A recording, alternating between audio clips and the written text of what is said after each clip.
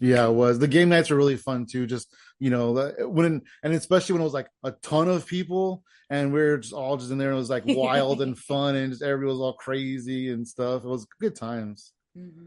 Absolutely. And that I mean, shoot, I hadn't had fun like that at a game night with a whole bunch of folks around since like my 36th birthday in Shanghai. Like, Shanghai, what? oh, so Crazy. Wait, hold on. Welcome to the Hypothetical Comedy Podcast. I am Funky Sam Medina. And I am Athena Rodriguez. And we're here with comedian Erica Switzer. Hey, Erica, how you doing? Hey, everybody. Hey, Sam. Hey, Athena. Good to see you.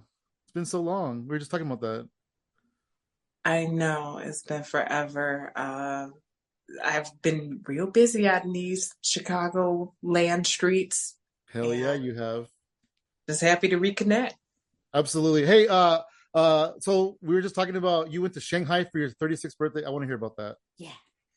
Well, so me.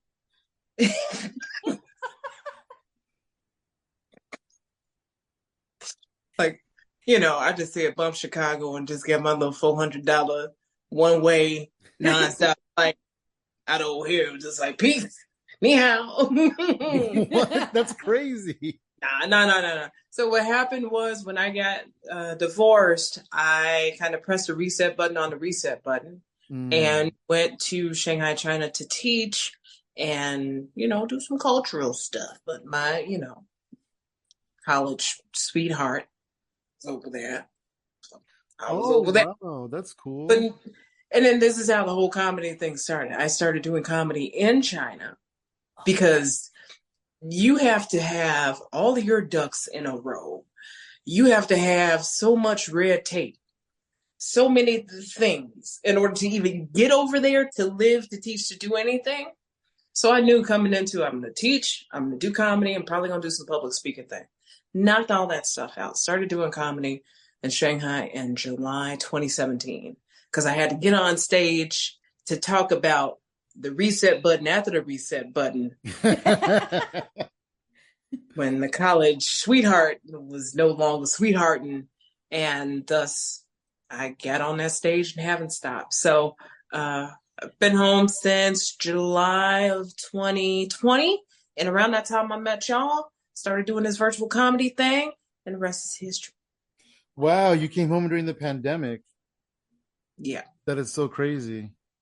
I had to clear my name and convince people that I wasn't the original, the OG Black Bat that started this mess. Sam actually has a friend named Todd who has been in China for the past, I believe, 10 years. And he teaches and he, I think he works with like audio recording, and he's really good with, I guess, studying the language. Was that like hard for you to adapt to? First of all, Todd, an audio recorder. Nice. At the French school that I worked at for the last 2 years I was there, our music teacher's name was Todd. So I'm wondering if it may be small world after all. We'll find out. But sometimes the world does work like that. I met a whole bunch of Chicagoans over there in Shanghai. I also met a whole bunch of Africans. Oh, that's surprising. So when people are like, folks in China, yeah, there is at least 300,000 Africans in Guangzhou. Find out more about that. Do a little Google research it. See where they was going to put that scholarship money and who they told, come learn the language and we'll hook you up. And see how they did or did not hook them people up, but them people over there. Wow. Oh my gosh. That is wild. So wait, were you able to catch on to the language? Because I feel like when I was trying to learn Mandarin before I found out that Cantonese was a little bit more, or it's like vice versa, there's a lot of like tonal inflections that can mean completely different words. You can, for example, you mentioned Cantonese. I think Cantonese has what, 5 or 6 tones? And yeah, 6 tones. Mandarin has 4. So slightly less, but it's still just as hard or harder because you have, like you said, the meaning changes with the tone, with the inflection. So the word ma can mean ma. You know what I'm saying? Trying to do the short, the long, the extended, the 4 tones. Ma, ma. Up and down. One can mean mother, one can mean horse, one can be put at the end of the word to ask a question, and the other one can be screw off.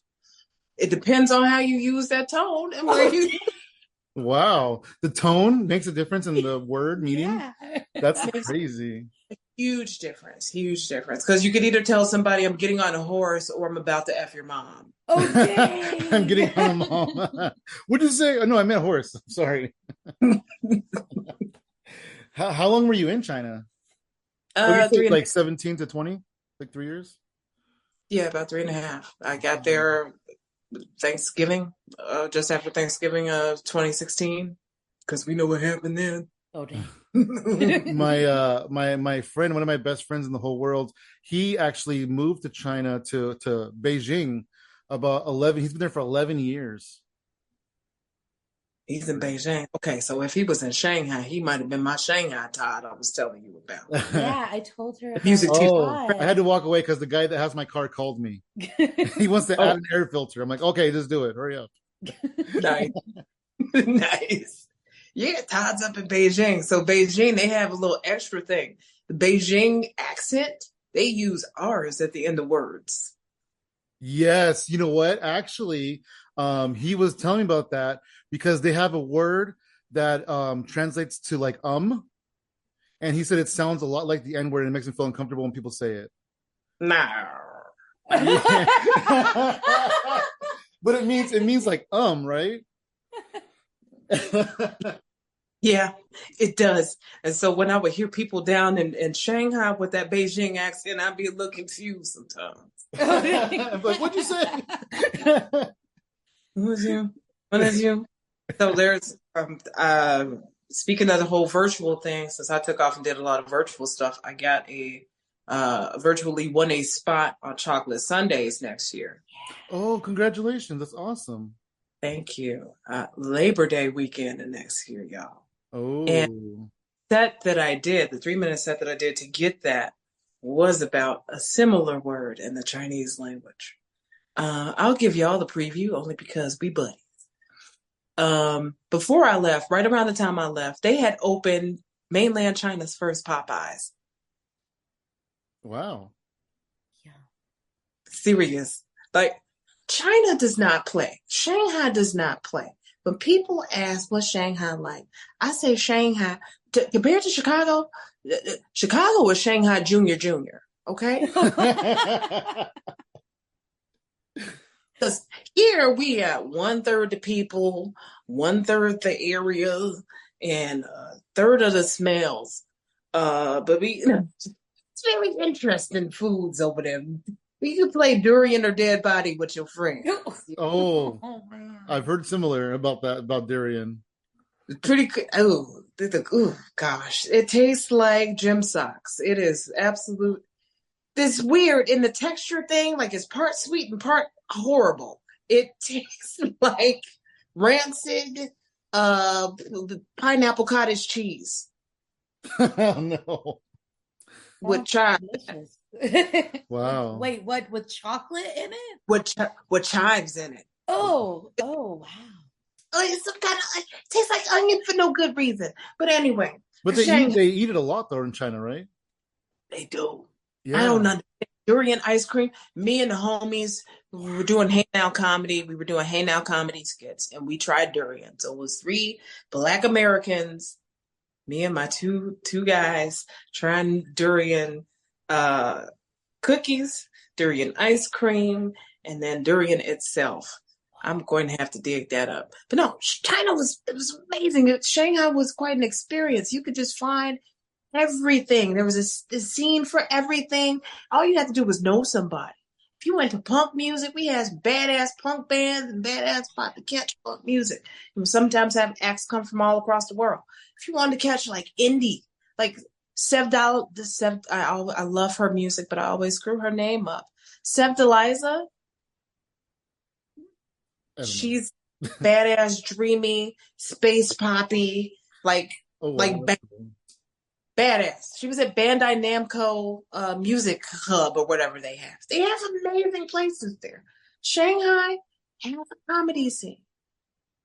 We just started getting our comedy scene back because somebody decided to take it upon himself to crack a joke in the land of we don't like free speech that treaded on their national military. It's like one of those. And they got fined, the comedy production group they had got fined $2 million. And when I left, we were already in the territory of we want to see scripts before you get on stage. Oh, dang. Okay.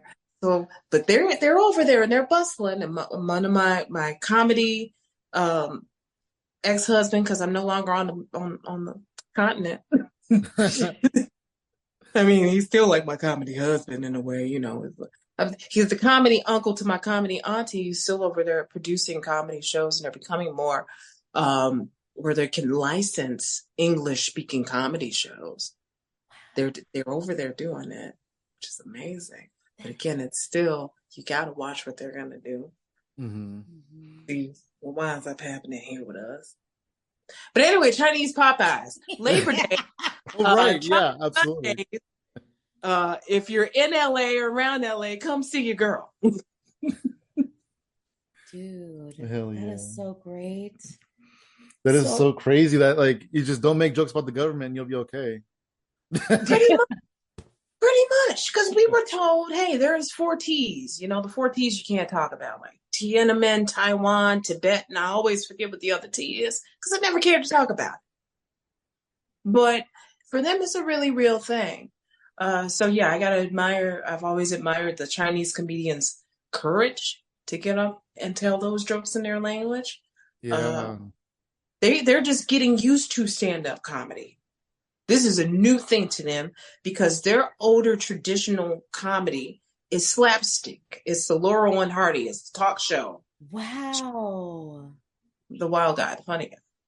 So we were during the pandemic, because I was working a lot less hours, we were doing Hypothetical World Tour, where we would do a show every Saturday in a different country on Zoom, of course, but I would feature comedians from that country. And one of the ones we did was Hong Kong. And it was super cool because one of the guys there, I think was the headliner even, he was at an actual comedy show. And he took his phone with him on stage. And so he did the in front of an audience and on Zoom at the same time. Dope. It was so cool. It was super cool. We were doing stuff like that. There was a show that was I featuring or hosting? I don't even remember. So one of the iterations of Comedy UN in Shanghai, where we had 3 or 4 different venues during the time I was there. We videoed in very funny Chen Wang. And Chen Wang was in Scotland at the time, I think. Right? You know, so it's amazing when we do these hybrids and when we get these comedians communicating and in front of people. And it's so much fun. Folks just don't get it. Get into the virtual stuff, y'all, and enjoy being able to connect with people who may not even be in your time zone, but speak your language and speak your funny. It's fun. Yeah, it really made a better way to like find a lot of your people, you know. Because I mean, sometimes I think a lot of what it did is open the gates of I guess open the gates. Gatekeeping is very prominent in a lot of comedy scenes. So this kind of like opened that up for everybody because for once, everybody was at ground zero. We were all at the same level. Nobody was higher up or anything. So we were just kind of like getting to know each other to survive mentally, to be honest. Yeah. And it was funny too when the pandemic ended, just seeing like the comics who went straight to the top, right? We just started headlining and getting all these shows right out the bat. And it's like, oh, okay, well, that person's a big deal. I didn't realize it. Well, it's also hard to tell people who didn't believe in what virtual comedy could do. Yeah, we actually out here Mhm. tightening these sets. Yep. We're Yeah. actually interacting with people who are in the audience. Mm-hmm. And we actually are able to keep some modicum of that same energy. Of course, that physical, the jitters you get, the butterflies you get when you're performing, the bubble guts, or how you're, how she might react. She's taking too long after you asked her a question. Now you got to bounce back into it. Same. Mm-hmm. Same. It's just connecting with each other and communicating and having that fun. Yeah. Yeah, absolutely. What was it like for you in Shanghai when the pandemic hit? So, we were getting let out of school for Chinese New Year, Lunar New Year, as common. One of the world's largest commuting periods, right? Deputy headmaster, I'm sorry, head of languages, told us, guys, when we return, get ready to come back online. We knew something was up. We knew something was up because there had been rumblings of there's this new kind of super pneumonia or super flu going around. There Oh was the yeah. who they talked about who was the whistleblower who wound up becoming a martyr Mm-hmm. because he was the first one to say, hey, something's up. So, um, and a family matriarch, one of my great aunts, had just passed away. So it was and Kobe had just died. It's a whole bunch of madness. Woke up 4 a.m. one night. I'm like, I should be happy. This is break, but I'm not. And I grabbed one of my little orange coffee flavored cigarettes and just started stress puffing out the window. I don't care if it's airborne. I'm not about to sit here like a damn sitting duck. Screw this. How much does it cost to get out of here now? $3,600 one way. Shit. That's 9 times more than I paid to get there. Come on now. I don't want to catch this shit. I want to go home. So it was stressful. But by Valentine's Day of 2020, I found a $900 ticket and came home. Surprised my boyfriend. Said, "Hey, mama, what's up? I'm home." Because it was that first 2.5, 3 weeks of even deciding what to do was absolute hell. And I sat there cycling through each and every emotion on a daily basis, trying to figure out what the hell's going on in the world. What's going Yeah. on the other side of this country? I'm I'm in Shanghai. Wuhan is 6 hours away by Right. Oh I my was gonna say, yeah, you're super gosh. close to ground zero at this point. so as people travel, you can get to Wuhan by like quick, by maglev train, bullet train, or by flight. How could that spread? It could spread ridiculously. Could it spread a lot? Yeah, because millions of people just left this country and are going to other countries. What's about to happen? Mm-hmm. Yeah. What's up with my family? How are they coping with my great aunt's loss? Oh. Kobe's gone. What the fuck? Everything felt crazy to me. So I just had to go ahead and take that leap, pay that $900, come home, teach the kids. I split my I was home for a month to give you guys that. I wasn't trying to leave my job. They they paid well. Wasn't trying to, but I was ready to, you know, wake up in the morning, start my day, checking the kids' assignments, making sure everybody turned their stuff in. And that night, then I give them their next set of assignments. And then, depending on what time of the day it was, go ahead and have live classes with them. Some of my kids were in France. Some of my kids were in Australia. Some of my kids were still locked up in China. So, yeah, it was a lot of getting comfortable with Zoom. It was a lot of adapting to being away from people, having to communicate, and just kind of like reclaim some sense of humanity with that. Yeah. It was awkward as hell in May of 2020 to have the kids start coming back into the classroom. I'm so distant from them. They're filing in single line. We got all kinds of plastic shields and stuff up. This feels like this feels like the sequel to 1984. I don't know if Orwell wrote this or what. This was my life felt like in real life Black Mirror from the time this stuff happened. till recently, which is why I said I needed to come home to clear my good name and prove I'm not the OG black bat that started this. Yeah, well, you did clear your name, that's for sure. Were you expecting it to be like the way it was when you came home? Yes, in a way, because they told us to lock down. They didn't tell us to lock down. Hold on, let me get that straight, because so many people were out of China. So many people were out of Shanghai. And you probably have seen some of those pictures of Shanghai looking like a ghost town Yeah. certain periods. And they had even told people, stay out of the country longer. Wow. Stay out. You know, it was that bad, and they were trying to figure out. It was chaos. Yeah. It was chaos. Wow, I'm so wrapped up in that emotion. I forgot what question you asked, Sam. I'm sorry. Oh, just about coming home, and it was still pandemic here too. Me and the boyfriend were doing a vacation, a stay-in vacation in downtown Chicago on St. Patrick's Day weekend. We figured downtown Chicago, St. Patty's Day weekend, we'd have dyed the river green and all that. Folks are going to be out getting rowdy and stuff. The subway on St. Patrick's Day in Chicago is notorious. We didn't have any of that. Wow. Now it's about to hit us. We were about to be locked down here in the States because cases were getting bad in Washington, and they were getting really bad in New York. Mm-hmm. Yeah, the biggest entry points to the country. Yeah. The East Coast. Right. Yeah, it was crazy. And then not you guys, but like China, they definitely were taking precautions while the U.S. was kind of not even taking it seriously. Still trying to figure out what was going on or how. Right, And right. some of those early days where it was just us teachers that decided to stay around, we had, thanks to the holiday schedule, we had a lot of good time off. A lot of little breaks here and there. So there was a good handful of us that decided to stay. We spent all our good money.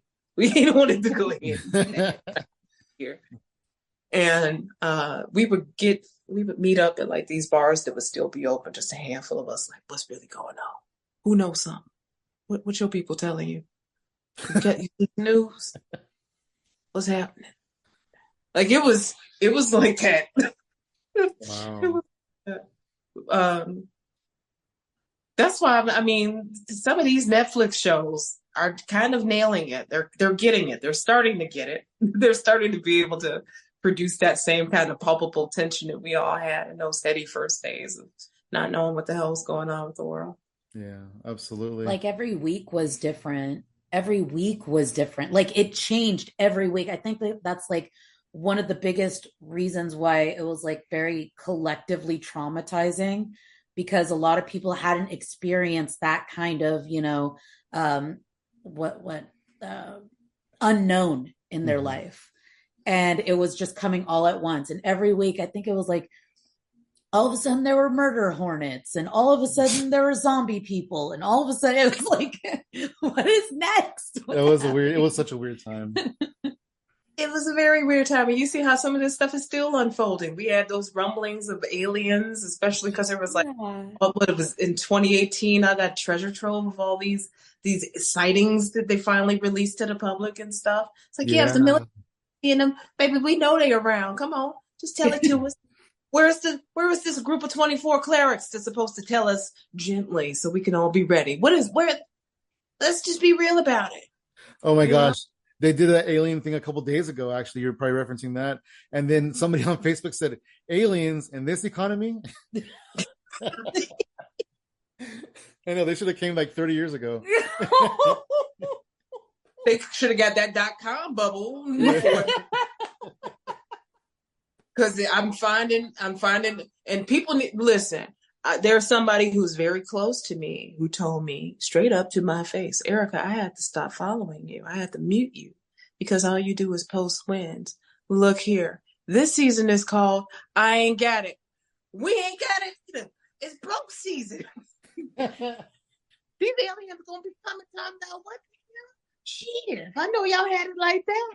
We would have bought some. What is this? We need to Babylon, go back and get him some of them B-Ray cups. Go get him some of them. Like They gonna come down here and see we bombed out and depleted. They gonna not be happy. They're not gonna be happy. They're gonna be real reluctant to pass us any of their alien hypersonic technology. But we don't trust y'all. We don't trust you. You lose every damn thing. You mess up every damn thing you touch. We don't trust you. It's true. I saw a meme a few years ago that I laughed so hard. And it was just like, I bet when aliens pass by Earth, they lock their doors. Wow. It's true. Ghetto as hell. Keep going. Maybe they won't notice us. Oh, we the know. Earth is very ghetto. They are right. Well, let's talk about a little more fun topic, I guess. I started this one into the Shanghai podcast, but it's so interesting. Hey, so you did comedy for the first time in Shanghai, but when was it that you like kind of discovered and fell in love with comedy? Yeah. Shoot. Well, so I actually did comedy club in high school and improv in college. So I was dabbling the whole time. Okay. Dad. Well, I mean, okay. So growing up in the 80s, I used to have my mom rent everything Whoopi Goldberg for me, everything Eddie Murphy. I could not get enough. They were my two heroes growing up. Them two and Arnold Schwarzenegger. They were my heroes. Oh, that was unexpected. Yeah. That's a random third. But he was fun, though. He was in a lot of fun movies. He is that dude. And I love this Renaissance granddaddy Arnold, who's very funny and just leaning into them roles. Killing Gunther he went off in Killing Gunther. He's the best part of the whole movie. Wow. Oh, I should check that out. It's fun. It's like Taron Killen and the crew just kind of like drag on for like the first hour of the movie. Arnold's like 20, 25 minutes he's in it are worth watching. But nevertheless, like Whoopi and Eddie were just everything to me. When I was 8, my dad got Robin Harris's Bebe's Kids tape. And I remember that's what solidified stand up and the love of finding that rhythm, hearing those punches, hearing those laughs, him digging in the crowd, him bouncing off of D.L. Hughley, who was hosting it. And I'm 8, and I'm hearing it just like I'm hearing music. And that's when I fell in love with it for real, for real. I love that. Yeah, absolutely. And at what point did you decide that you're funny and you can do this? I used to frequent Kung Fu comedy in Shanghai. And like I said, I knew I wanted to do comedy. I mean, I had it in me. I dabbled in it. I knew I had to just do it. And I started going to their open mics on a regular basis after a couple of buddies started seeing me hanging around this open mic that they were having. Mixologist buddy of mine, beautiful, tall, young bartender from Australia, was doing a guest spot at this place called Pierogi Ladies, which is very cool. It was run by 2 straight up Polish girls who were making, oh my gosh, they were fire. Mm. I'm from Chicago. I lived on the Northwest side. They were fire pierogies, all right? From the source. They had beaten goat cheese combo, boy. Woo! Oh, anyway. Wow, that does sound good.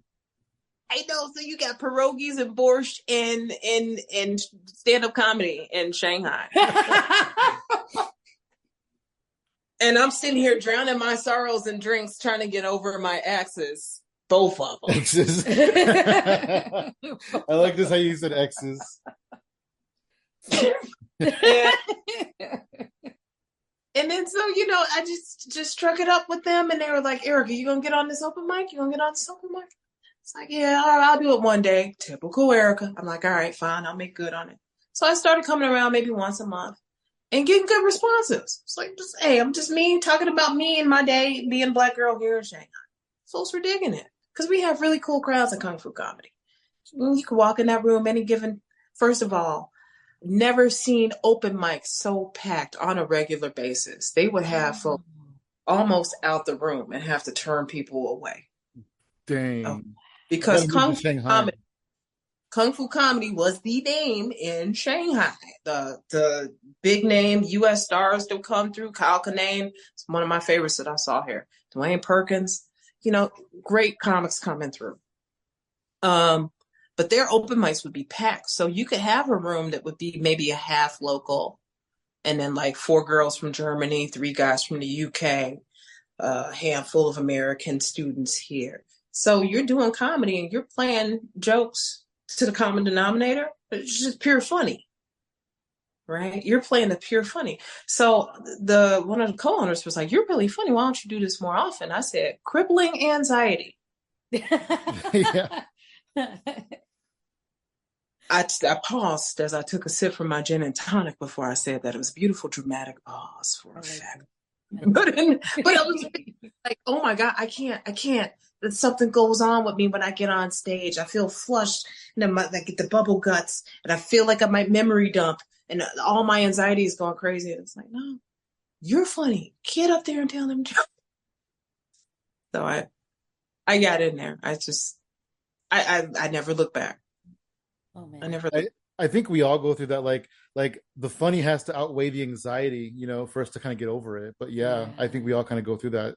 I feel like, I mean, I've been in comedy for like 10 years, and I feel like recently, in the past year or so, that anxiety finally kind of went away, which is nice, which is still feel it. Helpful. I still feel it for me. It's been like a little over like 10 years, and I still feel it every time I go on stage, and I sweat. It just goes, and I'm like, oh, okay, that doesn't make it more awkward. Just what do they call that? Is that what flop sweat is? Because it feels it's just like drench. Yes. Moisture dump. Just like and I am mammogram years old, so I know exactly that feeling. And then she's over here sweating makeup into her eyes, and oh my gosh, and a so bad. Oh, I mean, with y'all being, 10 years in and still feeling it, I do want to ask, since y'all are 10 years in, but I know your comedy. How do you feel about where your voice is now?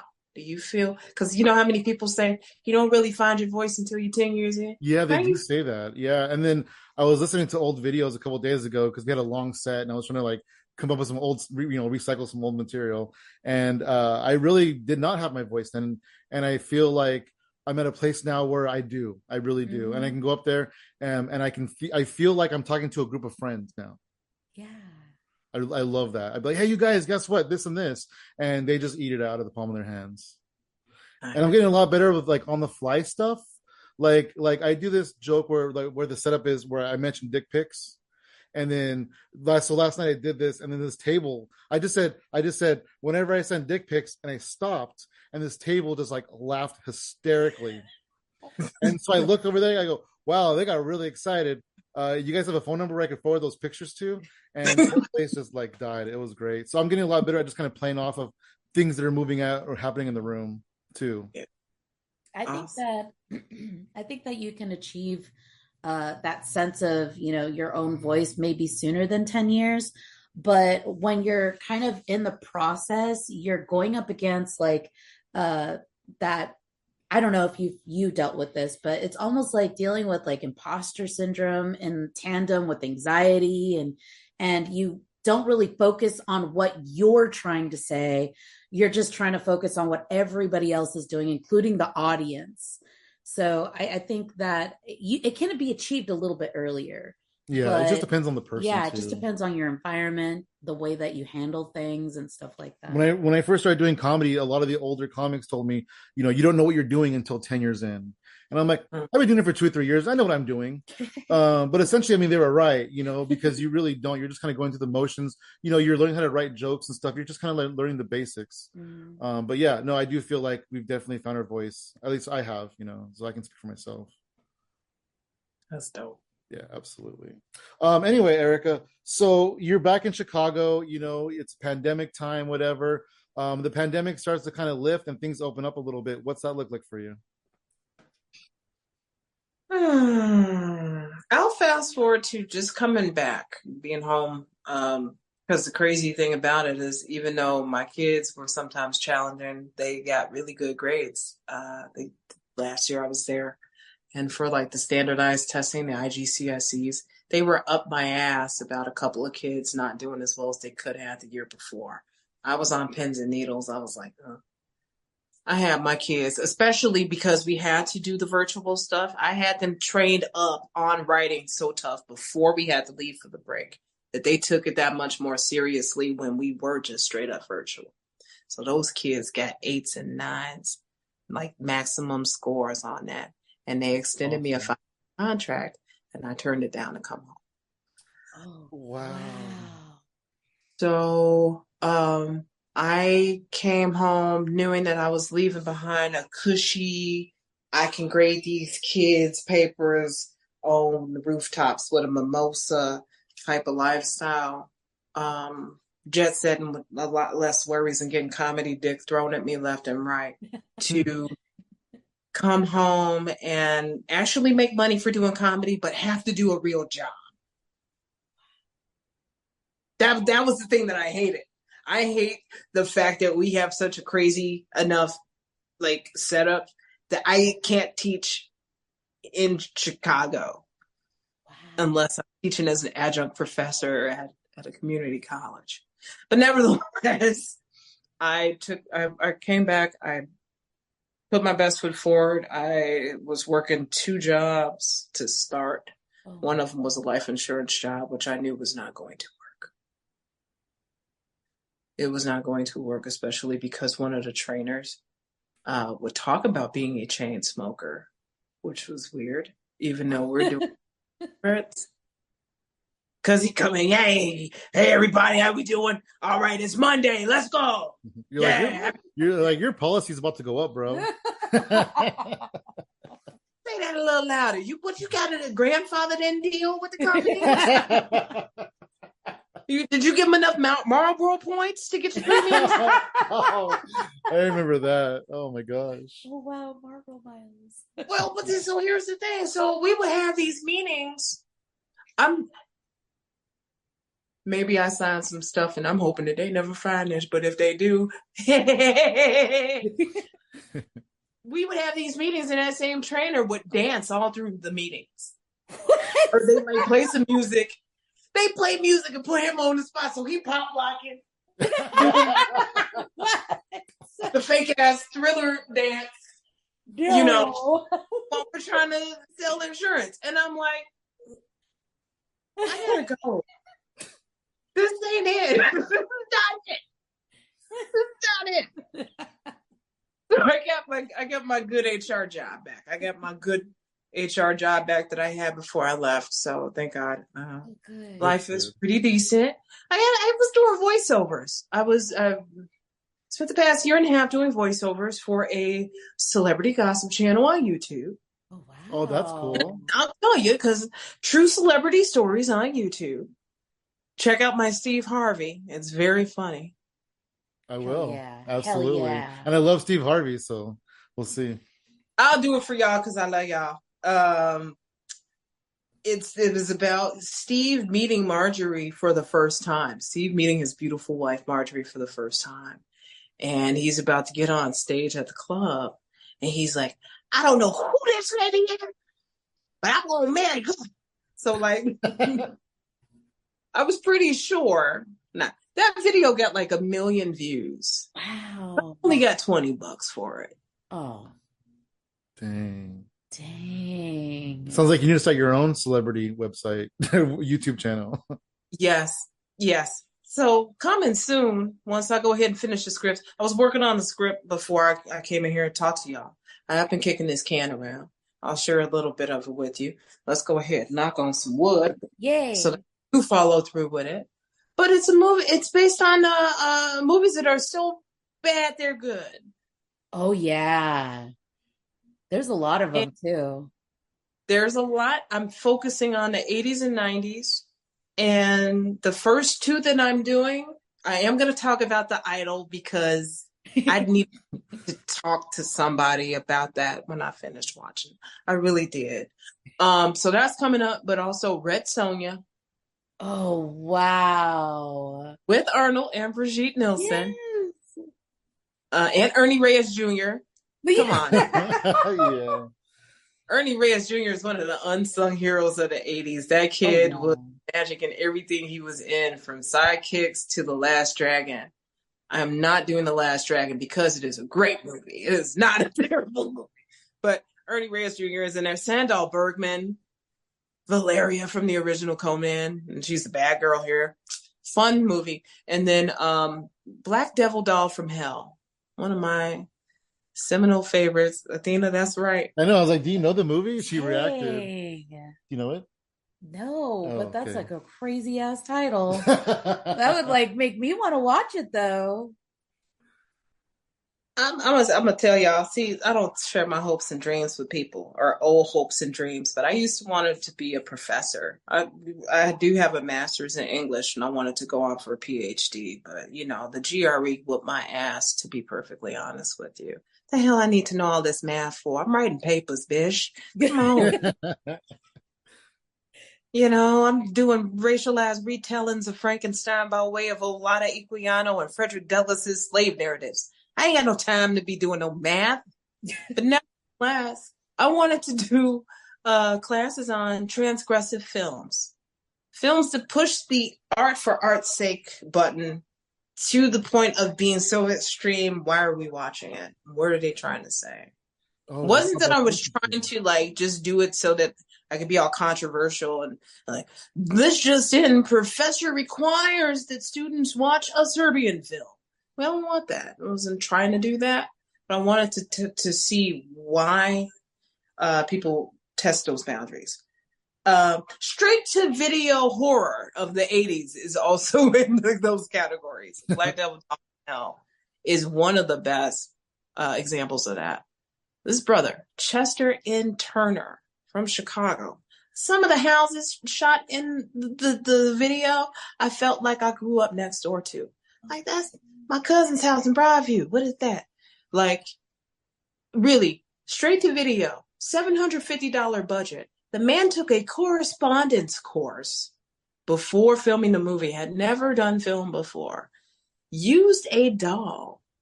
$750, I feel like a good chunk of that. $250 was for the Casio that he played the soundtrack on.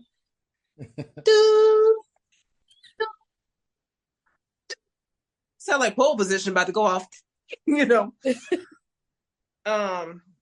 Between that and the doll itself, which is modeled after Rick James, but has the sheen of an 80s coked up James Brown.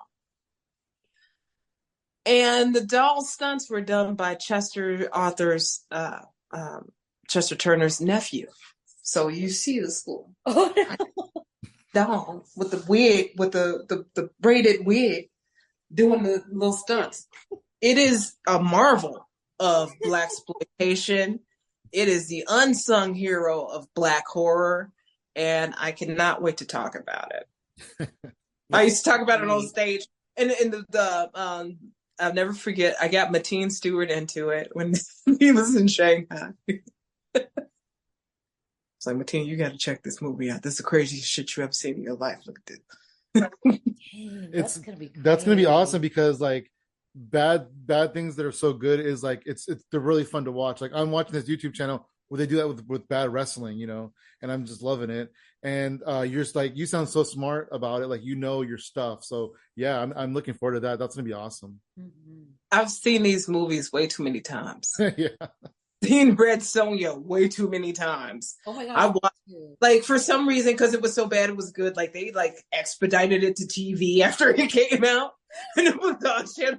It was like on our local channel 32, like on Saturday mornings and shit. And I'd just be like, do do do do do do do do do.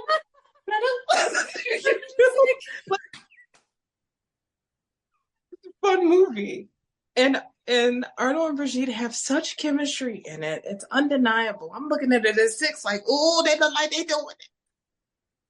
And she looks like an Amazon. Like, that's the best part, is like she looked like, you know, equally yoked for him. So that was one of the delights I found in the movie too.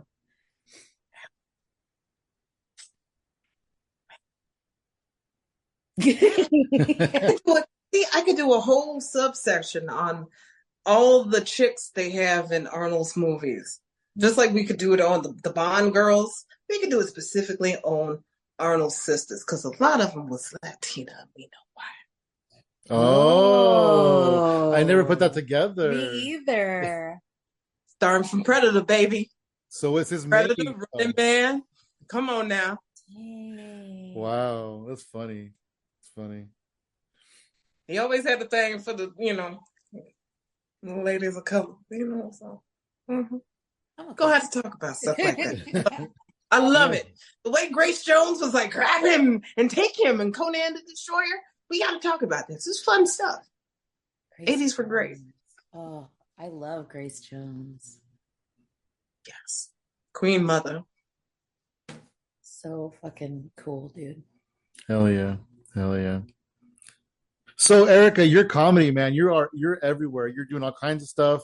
You've been on a couple festivals. I saw you're on the Black Women in Comedy Laugh Festival. I believe you're on the Laugh Riot Girl. Was what is it called?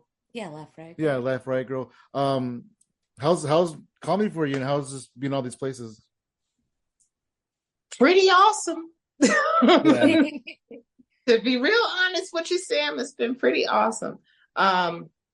My first festival experience was in Mongolia. Oh, So wow. For me, every festival from there on out, it's just been fantastic. First of all, I even get happy to be chosen, to be selected. Like, Yeah. thank you Yeah. for liking me. I'm glad I edited my tape well.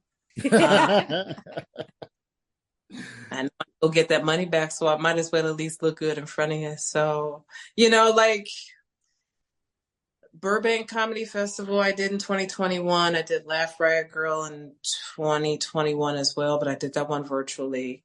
Black Women in Comedy Laugh Fest, I've been there back-to-back years now.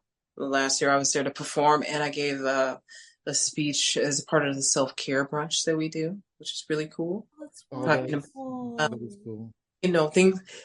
talking about some of the things that I encountered being half a world away from home and basically going through shadow work like a motherfucker. Yes, absolutely.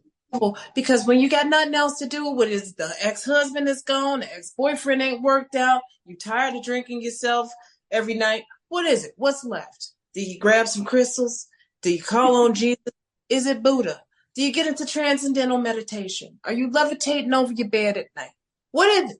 It was deep soul work and trying to find the funny in there as well. So comedy was a huge part of my healing and going through that. And I was so delighted to be able to give back and give some of my story to the ladies. And again, this year, I came back as a festival producer. I produced Eric Switzer and Friends at Young Ethel's, and it was a fun time. We had sisters representing New York, and VA, and me. So it was a lot of fun. It's beautiful. I'm excited.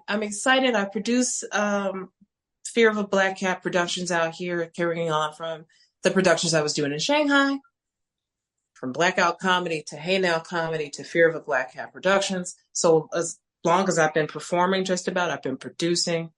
I co-produced Still Not Friday Comedy out here in Aurora, Illinois, and we are far west, but we have a lot of Chicago's best hitters every week. Great 20-minute feature sets. And it's a free show.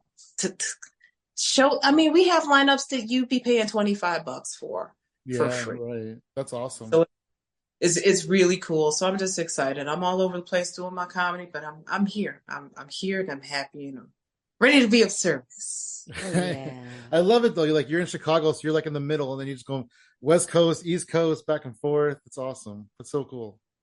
I've been, like I said, I've been spending more time in New York the past couple of years. I'm coming back out your way next year. So we gonna make plans. I'm gonna have to come to y'all. Whatever, we gonna make plans. I'm gonna see y'all. That's what's gonna happen. We are in the San Francisco area. And I was like, I gotta see y'all. I gotta see everybody. Yeah, absolutely. We're in the San Francisco area. Just FYI.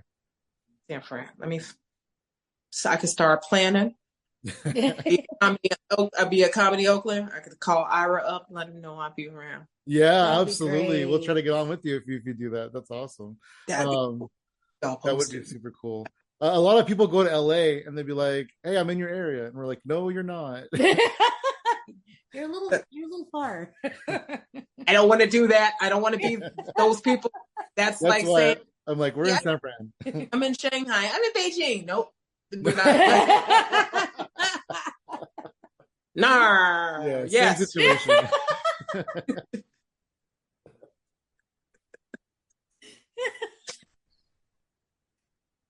That's awesome.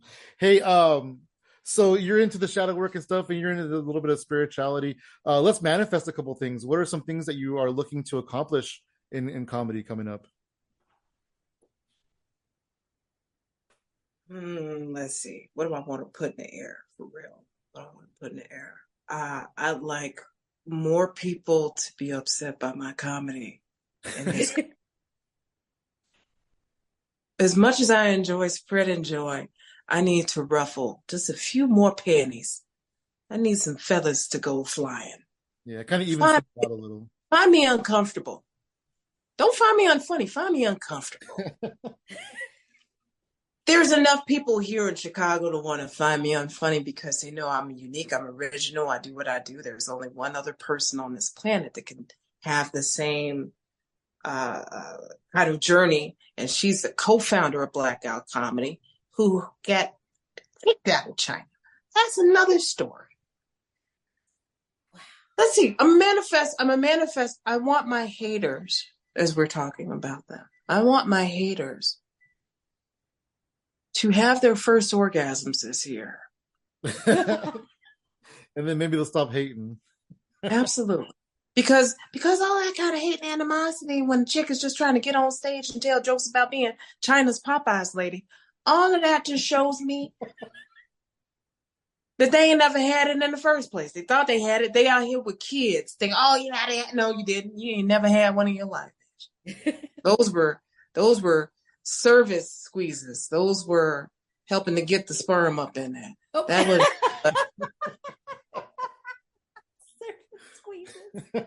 so I just want to manifest real serious pleasure for all of y'all shady, manipulative, hating ass bitches. Finally, I want y'all to come.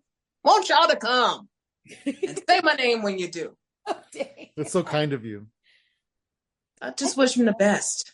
I think so. I like that, you brought up shadow work, and one of the biggest things with shadow work is learning to be uncomfortable in a situation, because as you know, when you're uncomfortable, it really stimulates a lot of growth within yourself.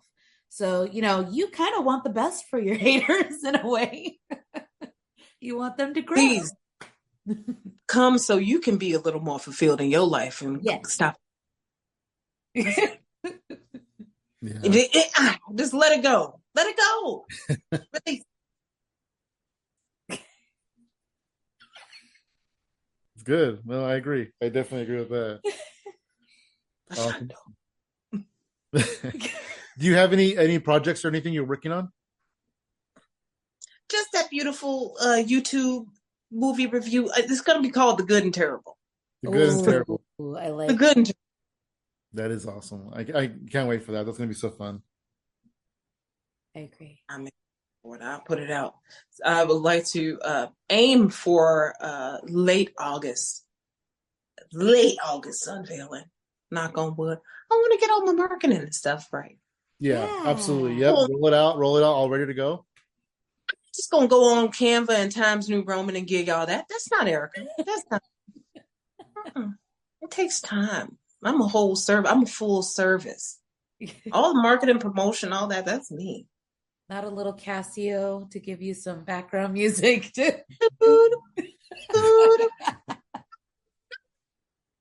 Yes. $750 budget. I got Fruity Loops. And then I'll call Mike Dean to give me 2 notes. There you go. That progression. Hell yeah. Oh, did you want to plug your socials? So being that Twitter has now been rebranded, and I am tired of logging on to go talk about what shows I'm on only to be confronted with R&B singer penis, I would like to say, this is why I've deleted my Twitter. Did this happen Okay, to you? it's haunting.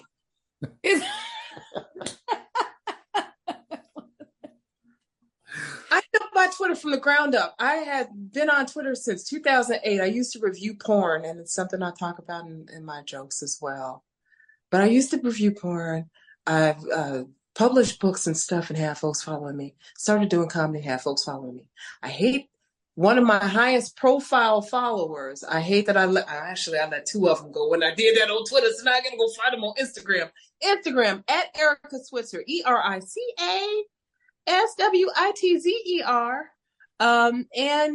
Yeah, Instagram, Facebook, Erica Switzer Comedy, or Erica Switzer. Either one, you'll get me. And for all intent and purposes, just to find out what I'm about, to remember all this funny, go to ericaswitzer.com. Sometimes I post new flyers and stuff, but the socials, check me out there. Yeah, be on the socials. Excellent. And it's funny that you say that you post your flyers on your website. Is yesterday we were going to the show and we were having a conversation because we post our stuff on social media, but she was like, hey, do you think we should start posting our flyers and the ticket links on our website? Mm-hmm. And so we're talking about that and stuff, and you just said that you do, so that's pretty neat. Yeah. So yeah, we're gonna start doing that too, I think. I got a link tree just to try to consolidate all that stuff. Yeah, same. Place. And so I have it on the top of my website. So if the website's got me at a glance, my bio, where I've been, where I'm going, all that cool stuff.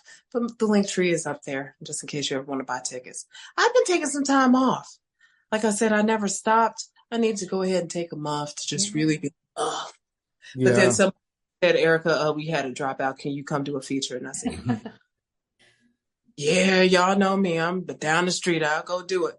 I'll go do it all reluctant. That's what it's a good problem to have. It's a good problem to have. I actually live an hour away from Chicago, but there's a handful of times where there's a couple of clubs that they say, oh, we had a last minute cancellation. Can you come through? I'm like, I know y'all ain't about to pay me shit, but I'll be out there. Let's go. Who all over there? Who else on the show? I'll be there. All right. That's what it is. That's what's awesome. Good. That's awesome. Yeah, you can find me at Funky Sam Medina across the board. And I'm at She Shines For You, all spelled out, no numbers. Awesome, Erica. It's super fun talking to you. Thank you so much for joining us. Thank y'all for having me. It's so good to reconnect. Absolutely. Oh my gosh. I'm trying. We want chicken now. I'm trying not to cry. See, I'm just a ball of emotions. It's just they good people, y'all. Sam, they y'all, they funny as hell and they sweethearts. Y'all keep watching their stuff, keep supporting. They good people. Likewise, same for you. I can't wait to meet you in person. I hope it happens soon.